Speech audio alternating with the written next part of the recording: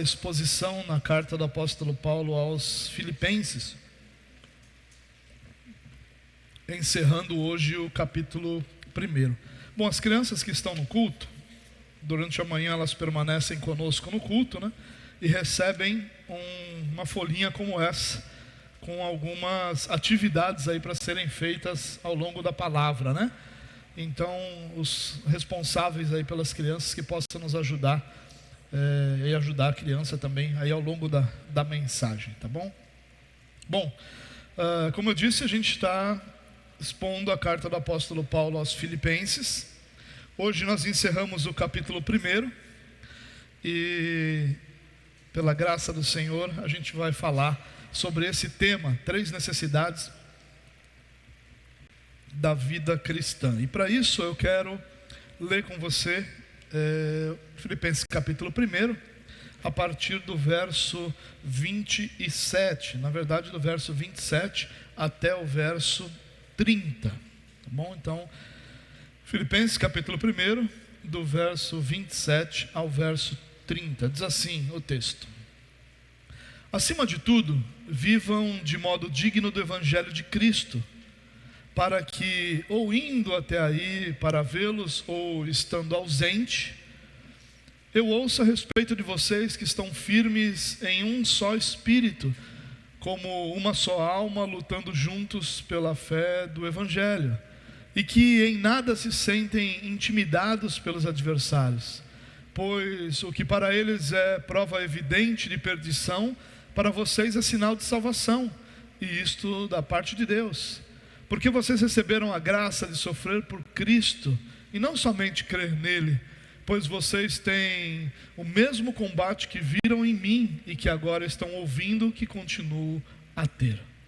Bom, Paulo faz uma longa introdução aos Filipenses, né? Mais longa do que o normal, e isso é justificado porque ele quis trazer o assunto da sua prisão. A gente precisa lembrar que Paulo estava preso, e ele quer trazer esse assunto logo no início da carta, possivelmente porque esse era um tema que preocupava os filipenses, já que era uma igreja muito próxima do apóstolo, e ele possivelmente não queria que esse tema distraísse os seus leitores, nem desanimasse os seus leitores. Então ele trata desse assunto logo no começo, para em seguida poder trazer os assuntos que eram os que estavam em seu coração para essa carta. Agora ele vai seguir então seu raciocínio, levando os irmãos lá de Filipos para as implicações do que ele ensinou até agora, em especial em relação à batalha que é travada por todo cristão durante toda a sua vida. Todos nós estamos constantemente debaixo de alguma batalha, vivendo constantemente alguma luta ou algumas lutas.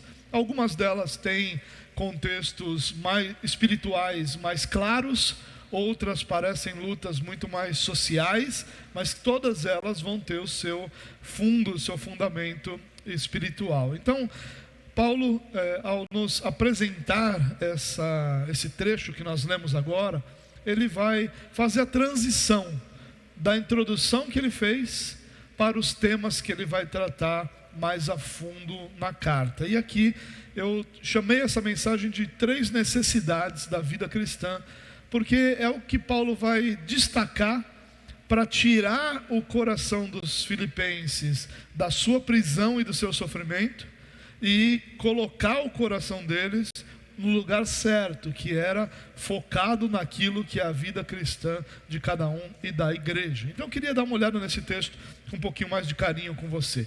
Bom, como nós lemos, o verso 27 começa assim: acima de tudo, vivam de modo digno do evangelho de Cristo. Como eu disse, Paulo deixa a sua introdução e vai focar no assunto, vai focar o assunto na vida dos seus leitores. É como se ele dissesse assim, quanto a mim, o Senhor proverá. Quanto à minha situação, fiquem tranquilos que o Senhor está cuidando de mim. Quanto a vocês, seja o que for que me aconteça, que sua preocupação seja seguir em frente vivendo adequadamente. É essa transição que Paulo está falando. Eu sei que vocês estão preocupados comigo, mas quanto a mim, descansem o coração de vocês que o Senhor tem cuidado de mim. Mas eu preciso que vocês atentem à importância de vocês viverem adequadamente, independente daquilo que aconteça comigo. Porque vocês precisam estar atentos à vida que vocês vivem diante de Deus. Agora, o tema de Paulo não é mais a prisão, não é mais o próprio Paulo, nem são só as algemas, mas as batalhas que estão, reais batalhas que estão diante dos filipenses e diante de todos nós. Então a primeira necessidade que Paulo vai apontar aqui para nós é viver de modo digno do Evangelho de Cristo. Essa é a nossa primeira necessidade apontada por Paulo aqui dentro desse texto. Lembrando, irmãos, que essa mensagem não tem a intenção, seria inclusive uma intenção tola, de falar de todas as necessidades da vida cristã. Eu destaquei 3 necessidades que Paulo destaca aqui como a atenção que os filipenses deveriam dar e que nós deveríamos dar também. A forma como vivemos, irmãos, reflete o que nós verdadeiramente cremos. Nós precisamos entender isso. Não é aquilo que nós dizemos crer, não é aquilo que nós anunciamos, não é aquilo que nós proferimos, mas é a forma como nós vivemos que realmente reflete o que nós cremos. Aquilo que eu creio é refletido automaticamente, naturalmente, profundamente na maneira como eu vivo. O meu discurso, ele pode ser ensaiado e ele pode ser diferente daquilo que eu creio, mas a prática da minha vida não pode ser diferente daquilo que eu creio. Lembra que o próprio Jesus vai dizer que uma determinada árvore não pode dar outro tipo de fruto senão aquele que faz parte da sua natureza? Então, se eu pego uma macieira, ela só vai poder dar maçãs, eu não vou poder colher uvas de uma macieira. Por quê? Porque eu só posso dar o fruto daquilo que eu sou. Então, por isso que a forma que eu vivo reflete o que eu creio. Ainda que eu anuncie ser alguma coisa ou crer em alguma coisa, o que eu sou realmente é visivelmente percebido pela forma como eu vivo. No cotidiano, irmãos, que os frutos da nossa teologia são conhecidos. É no cotidiano. A nossa teologia, isso é inclusive um ponto de atenção para nós. A nossa teologia é robusta, é histórica, é fundamentada, é baseada claramente nos princípios de textos bíblicos, mas ela precisa produzir frutos, e os frutos dessa teologia são produzidos na minha piedade. O que eu sei precisa produzir piedade, precisa produzir ética, precisa produzir retidão, precisa produzir justiça, precisa ser coerente. O que eu creio, o que eu anuncio, o que eu ensino, precisa ser coerente com a maneira que eu vivo. É isso que Paulo está chamando a atenção aqui dos filipenses. É o nosso caráter que revela a fé que nós abraçamos. Nosso caráter. Claro que nenhum de nós tem o seu caráter perfeitamente transformado como o caráter de Cristo, segundo o caráter de Cristo, mas a forma como eu vivo, a forma como eu me expresso o meu caráter, está automaticamente relacionada àquilo que eu creio. Então pode ser que eu esteja anunciando crer em alguma coisa, mas as minhas práticas demonstram outra coisa. Eu falo muito sobre isso, irmãos, por exemplo, na nossa oração. A forma que nós oramos mostra se realmente nós cremos num Deus soberano, num Deus que governa tudo ou não. A forma como nós nos conduzimos em oração reflete muito sobre a nossa teologia. E a nossa teologia sempre precisa desaguar em piedade, em vida cristã. É interessante, irmãos, que a palavra usada por Paulo aqui, o verbo viver, quando ele diz vivam de modo digno do Evangelho, essa palavra significa ser cidadão. Vivam como um cidadão, exerçam a cidadania de vocês. A Nova Almeida atualizada, eu sabia que essa hora ia chegar, ela é muito mais pobre que a NVI nessa tradução, né? A NVI fala sobre cidadania. Eu sabia que essa hora ia chegar. Deus é bom, Deus é justo, Deus guarda os seus fiéis, né? E eu sabia que esse momento seria oportuno para se falar. Mas na NVI a tradução, que é sempre melhor, vai falar sobre cidadania, né? Vai falar sobre exercer cidadania. E o que essa palavra significa é exatamente isso. Paulo está dizendo, olha, exerçam a cidadania celestial de vocês, de modo que seja condizente com aquilo que vocês estão anunciando, que vocês estão proferindo, que vocês estão pregando. Olha que interessante.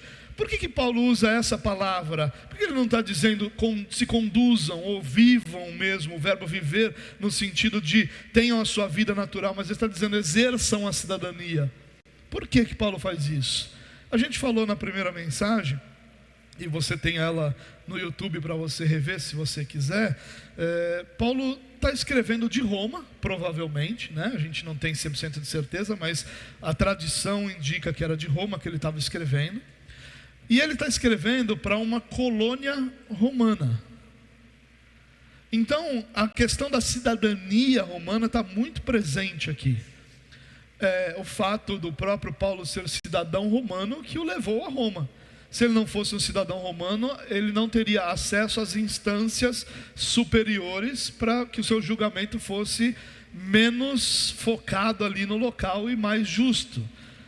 Porém, a cidade de Filipos era uma colônia romana, ela tinha esse status, ou seja, lá dentro de Filipos você tinha uma realidade muito semelhante à de Roma, em todos os direitos, em toda a razão de ser, a administração da cidade, tudo era muito ligado e muito igual a Roma, e os cidadãos de Filipos tinham então os mesmos privilégios do cidadão de Roma. Era uma espécie de miniatura de Roma, vamos dizer assim, né? Uma cidade reduzida. E nas colônias romanas, os cidadãos jamais esqueciam que eram romanos.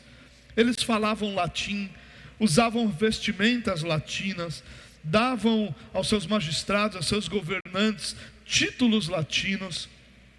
Ou seja, a cidadania romana em Filipos era extremamente valorizada. Algo que para nós, talvez no nosso contexto, não seja tão fácil de entender. Mas os filipenses, eles tinham orgulho de serem cidadãos romanos.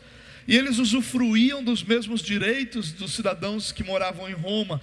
E eles tinham os mesmos privilégios e deveres também. E isso era muito valorizado, era valorizado através da sua cultura. Então, os títulos dados aos governantes eram latinos, a língua era latina, as vestimentas eram latinas, a cultura, inclusive a religião oficial, era uma religião oficial de Roma. Então, a cidadania era extremamente valorizada. Mas o que Paulo está dizendo aqui aos crentes, né, aos irmãos de Filipos, é que assim como eles valorizavam a cidadania romana, eles deveriam também valorizar, e ainda mais, a honrada posição que ocupavam como cidadãos dos céus. Paulo está fazendo esse contraponto aqui, dizendo, olha, vocês como cidadãos terrenos, vocês cumprem suas obrigações, vocês vivem, usufruem dos seus privilégios, vocês têm orgulho de serem cidadãos romanos, e esse orgulho é refletido na cultura de vocês, mas vocês, crentes de Filipos, vocês são antes de tudo e acima de tudo, cidadãos dos céus. Então a cultura que deve ser refletida na sua maneira de viver é a cultura dos céus e não de Roma. O orgulho que vocês têm deve ser de cidadãos dos céus e não de cidadão romano. Então o Paulo não está aqui dizendo menospreze a sua realidade natural, mas ele está dizendo acima dessa realidade natural, lembre-se que você é cidadão dos céus, e como cidadão dos céus vocês têm um modo de viver que é digno dessa cidadania. E Paulo está então nos exortando aqui, irmãos, para que a gente viva uma cultura que seja celestial, uma vida que seja baseada em valores, princípios que sejam celestiais, que o nosso orgulho venha de sermos cidadãos dos céus, e orgulho aqui no sentido não de nos considerar superiores, mas o orgulho dos cidadãos romanos, como é que ele era expressado? Na sua cultura. Então, ao usarem vestimentas latinas, eles estavam declarando que tinham orgulho de serem cidadãos. Ao abraçarem a língua latina, eles diziam que tinham orgulho de serem cidadãos. Ao usarem títulos romanos, títulos latinos, eles diziam que tinham orgulho de serem cidadãos. E Paulo está dizendo isso: vivam de uma forma que expresse aquilo que é o Evangelho como uma expressão de cidadania. Vivam de forma digna do Evangelho. Paulo não está sendo aqui legalista, dizendo, olha, tem essa lista de regras aqui. Paulo não está dizendo que acima da espiritualidade deve ter uma ética e uma moral, mas ele está dizendo que a nossa maneira de viver deve refletir como um todo aquilo que nós cremos. Então, nós que cremos da forma como nós cremos, precisamos viver expressando orgulhosamente, nesse sentido de orgulho, de ter a alegria de expressar quem nós somos e cidadãos dos céus. E não nos esquecendo que nós somos, antes e acima de tudo, cidadãos dos céus.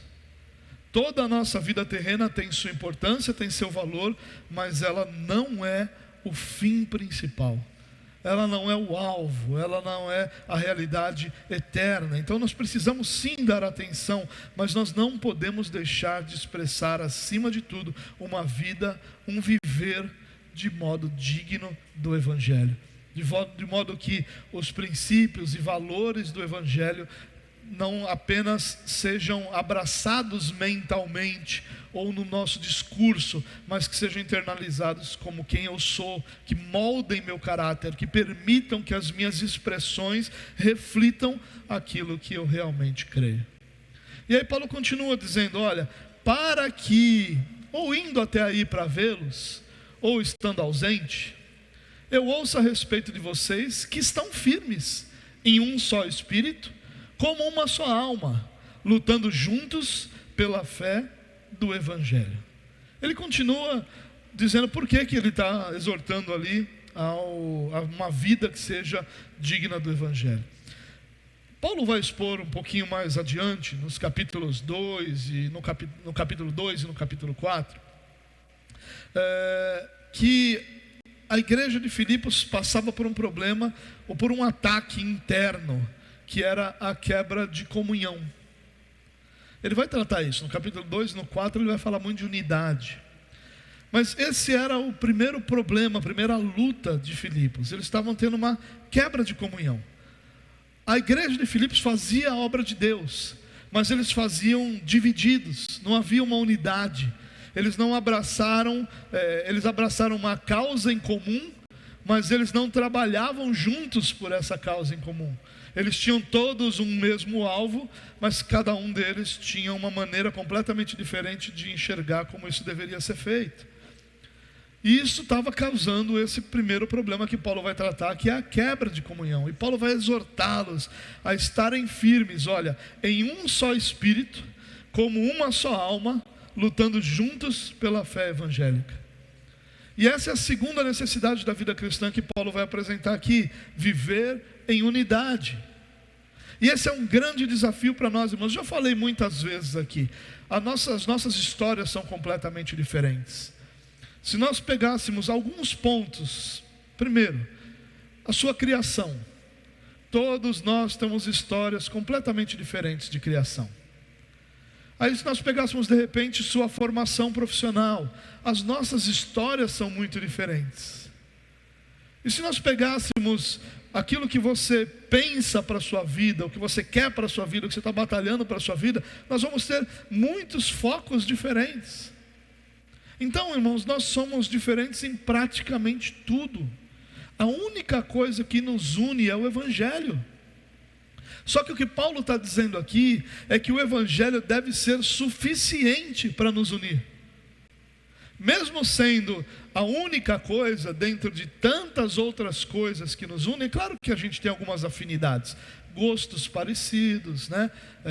Esportes prediletos, torcemos para times, todo mundo aqui é palmeirense, e uma série a gente tem várias, isso aí está incluído no termo de Assinatura, quando você assina para ser membro, né? Está incluído também. Mas todos nós temos algumas afinidades, mas nós temos diferenças significativas. As afinidades normalmente são em questões menores. A gente gosta dos mesmos lugares, gosta de comer as mesmas coisas, né? Gosta de assistir as mesmas séries. São afinidades menores.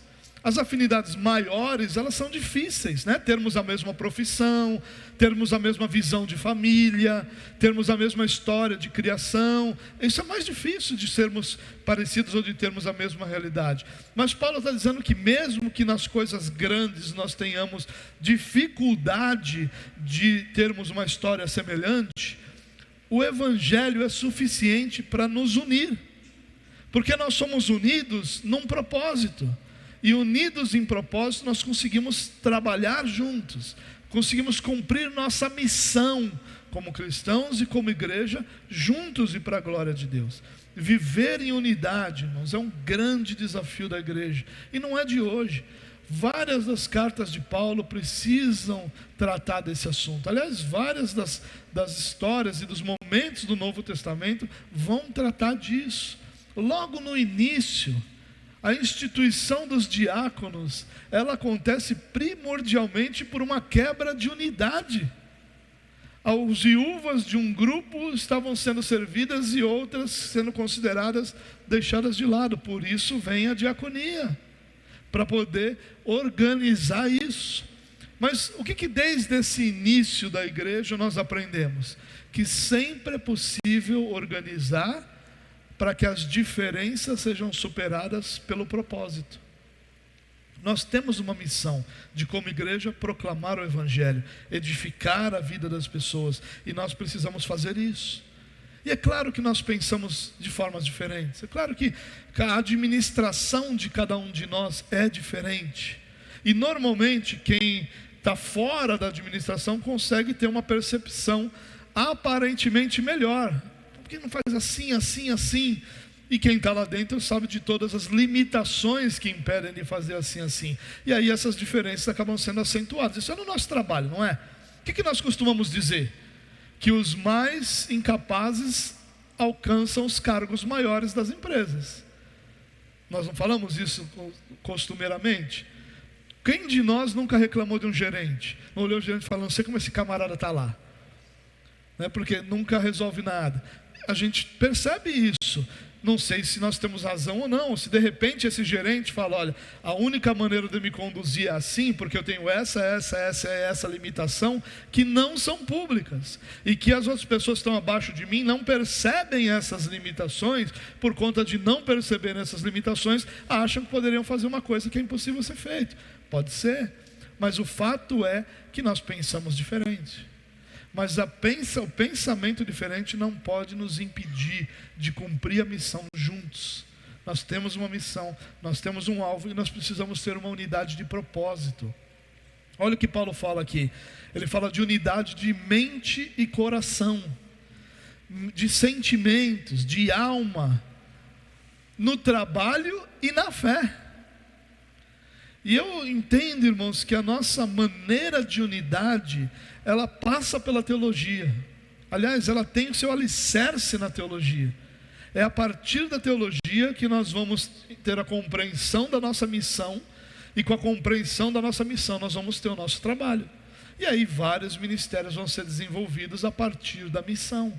Isso é natural, isso acontece, isso é muito saudável que aconteça, para que a gente possa ter pessoas certas nos lugares certos.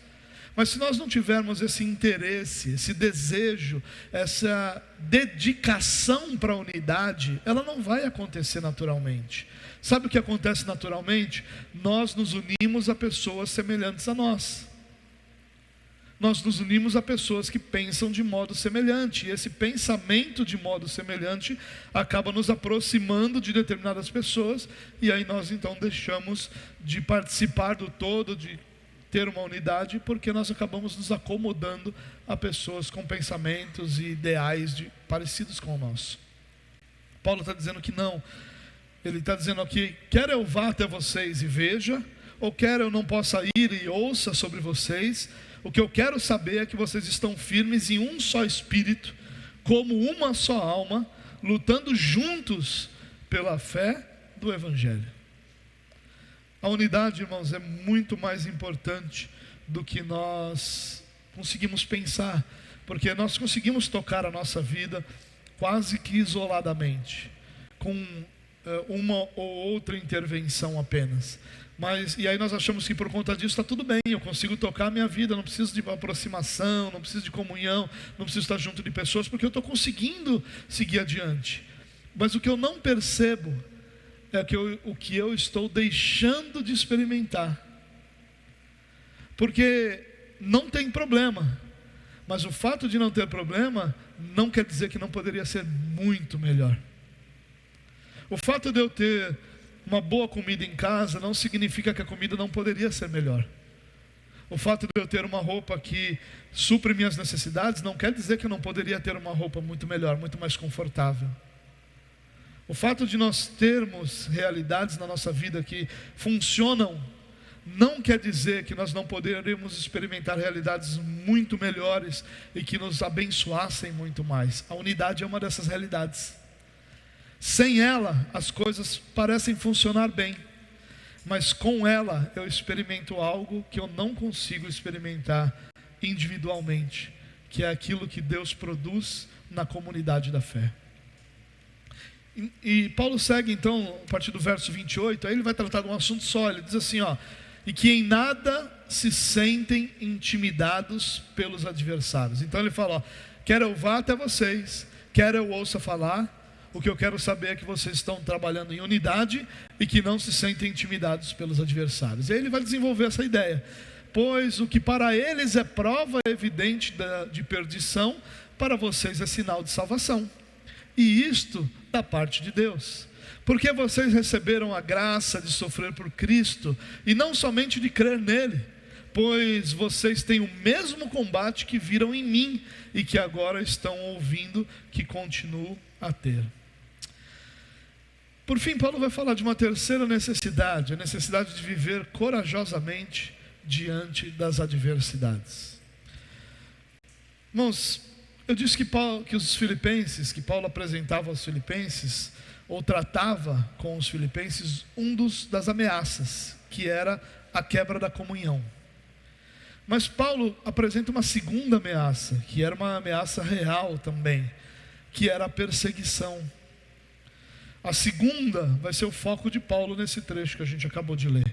Então Paulo primeiro ele vai falar da quebra de unidade, e ele vai depois desenvolver a ideia. Agora ele vai falar da perseguição, e depois ele vai desenvolver ainda mais essa ideia. E o que Paulo ensina, irmãos, aqui sobre perseguição não faz sentido para a atual geração de cristãos, em especial no Ocidente. Não faz sentido. Nós falarmos para cristãos ocidentais que perseguição é uma bênção de Deus, não faz sentido. Nós somos uma geração que tem sido ensinada e temos buscado o conforto a qualquer custo. Nós falamos de relacionamentos tóxicos. Hoje tudo é assim. Se a pessoa fala alguma coisa que você não gosta, é tóxico. Tudo é tóxico. Só refrigerante que não, mas o resto tudo é tóxico. Como assim, irmãos? A vida inteira as pessoas foram difíceis, ao longo de toda a existência.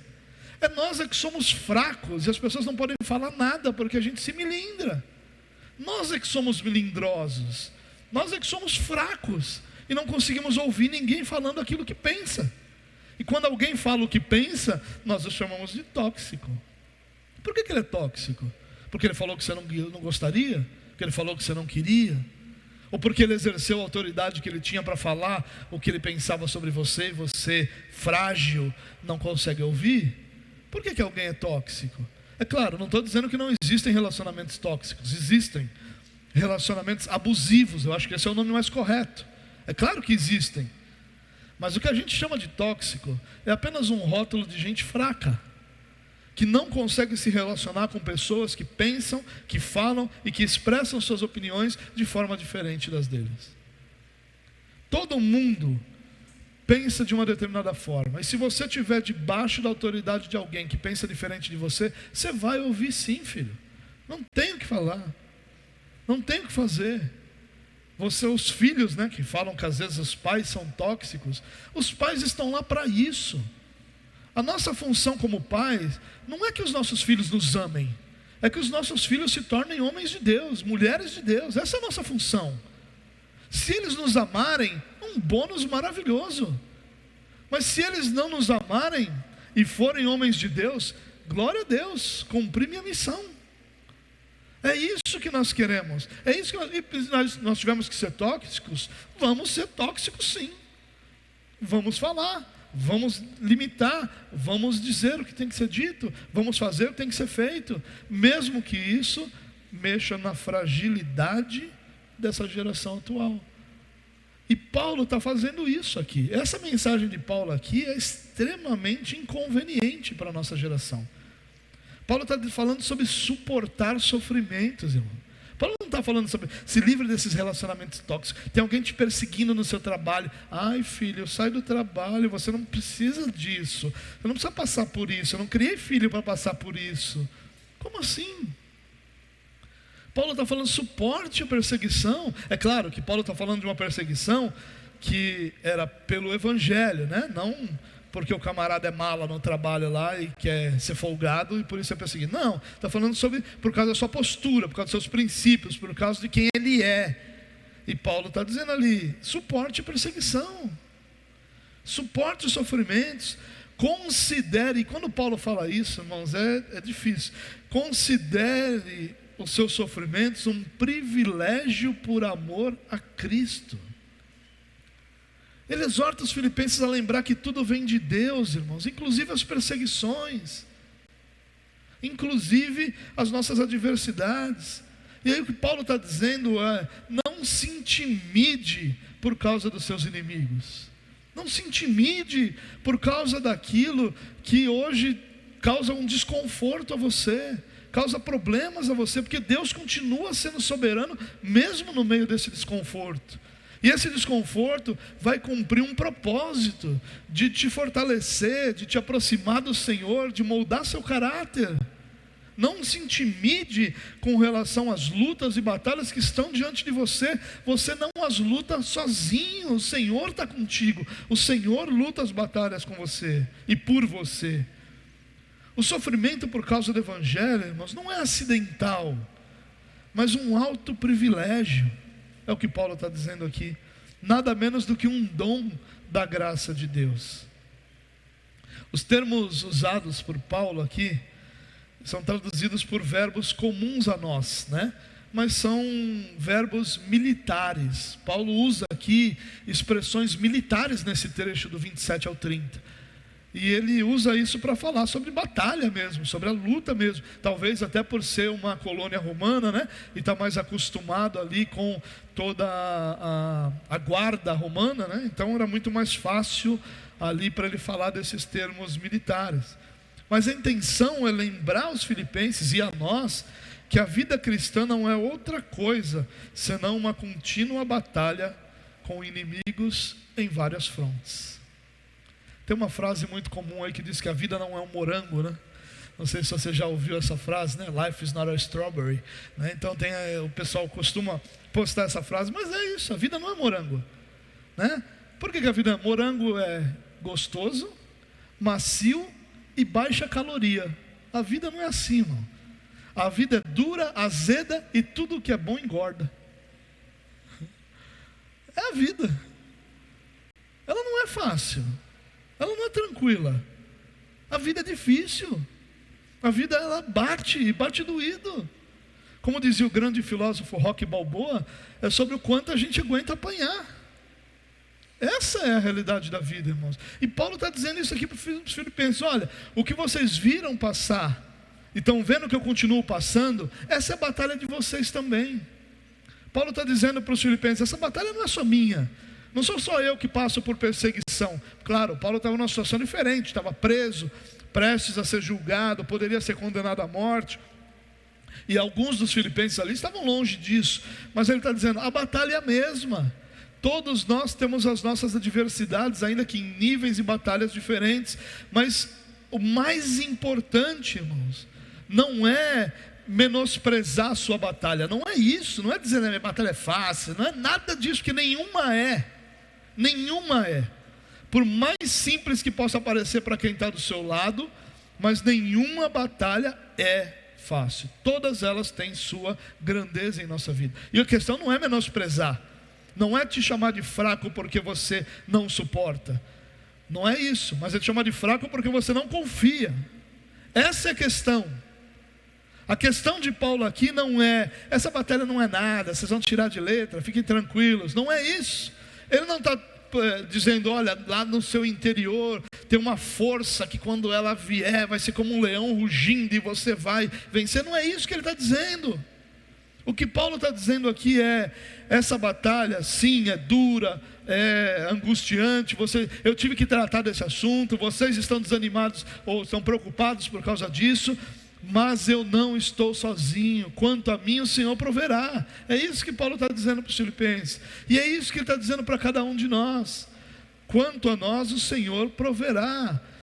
Viva corajosamente diante das adversidades, ouse confiar no Senhor, ouse seguir em frente, ouse sonhar, ouse confiar naquilo que o Senhor tem colocado nas suas mãos, ouse viver corajosamente, por mais difíceis que sejam as suas lutas e batalhas, o Senhor é quem está contigo, e é o Senhor que luta contigo. Confie nele. A expressão em nada se sentem intimidados, ela vai aludir ao estouro dos cavalos, ao tropel dos cavalos, sabe? Quando os cavalos estão andando, fica aquele barulho meio desorganizado, né? É a isso que está se aludindo aí, essa expressão, em nada se sentem intimidados. É como se Paulo estivesse dizendo, olha, as perseguições não podem causar em vocês desordem, essa desordem, esse estampido aí dos cavalos fugindo, não se sintam intimidados. Nenhuma das batalhas da sua vida vai ser lutada sozinhos. Muitas vão te fazer chorar, vão te fazer desanimar, vão te fazer questionar a sua fé, mas nenhuma delas vai ser vivida sozinha. Nenhuma das suas batalhas você passará ou enfrentará sozinho. Nenhuma, porque o Senhor está contigo. Essa é a grande lembrança que nós precisamos ter. A vida da igreja vem daquele que se entregou por ela, que se entregou por amor. Não há incoerência, não há surpresa em cristãos serem perseguidos. A nossa vida, ela provém, ela vem, ela flui da vida daquele que se entregou, daquilo que entregou a sua vida, daquele que aceitou a perseguição por amor aos eleitos, por obediência ao Pai, para cumprir sua missão. Não tem coerência no Evangelho em o Senhor nos chamar e nós passarmos por adversidades. Não, a nossa vida só vai refletir a vida daquele que é o nosso Senhor e Salvador. Mas tenham coragem, irmãos. A questão aqui, de novo, eu quero deixar isso bem claro, não é sobre menosprezar a sua batalha, não é sobre menosprezar a sua luta, não é sobre considerar você alguém que está supervalorizando a luta, não é sobre isso. As nossas lutas nos fazem sofrer, produzem lágrimas, produzem desânimo, produzem incertezas, produzem angústia. Claro que produzem. Não é sobre isso, não é sobre você dizer, não, fique tranquilo, está tudo bem. Não é sobre aquela falsa ideia que muitos cristãos têm, que estão sempre dizendo, não, está tudo bem, está tudo bem, está tudo bem, é só vitória. Às vezes não estão bem as coisas, às vezes estão mal. Não é sobre isso. É sobre, no meio de tudo isso, eu viver corajosamente porque eu sei que eu não estou sozinho. É no meio de tudo isso eu viver corajosamente porque eu sei que o Senhor cuida de mim. É viver corajosamente porque eu sei que o Senhor é quem luta as minhas batalhas e eu posso confiar. Paulo usa termos militares aqui para nos lembrar isso. Nós vivemos numa batalha, mas nós vivemos numa batalha comandada pelo Senhor dos Exércitos. Você lembra daquela canção, aquele corinho antigo, o nosso general é Cristo? Nosso general é Cristo. Eu não vou cantar para vocês não saírem correndo aqui desanimados com o tom que é muito ruim, né? Mas era um cântico, corinho, né, que nós cantávamos, muito bonito, e que nos lembra disso. Nós seguimos seus passos, irmãos. Nós vivemos debaixo desse cuidado e dessa direção que vem do nosso Senhor. Portanto, tenha coragem e viva corajosamente, porque o Senhor é quem luta as suas batalhas. Vamos orar? Pai, nós te louvamos pelo privilégio que temos de sermos encorajados por Tua Palavra e de sermos lembrados, Deus, da necessidade de vivermos de acordo com a fé que nós proferimos, da necessidade de vivermos em unidade para podermos experimentar e cumprir a Tua missão de uma forma muito mais plena. E acima de tudo, por sermos lembrados que devemos viver corajosamente, porque não é a nossa força que nos sustenta, mas é o Senhor que nos sustenta e que nos dá vitória em todas as nossas batalhas. Que o Senhor nos dê graça para vivermos de forma digna do Teu nome, para a glória do Teu nome. Que o Senhor nos ajude, ilumine nosso entendimento e nos conduza em cada uma das nossas decisões, para que elas glorifiquem ao Senhor. E que o amor do nosso Deus e Pai, a graça do nosso Senhor e Salvador Jesus Cristo e as doces consolações do Espírito Santo de Deus sejam sobre a sua vida hoje e para sempre. Amém. Amém.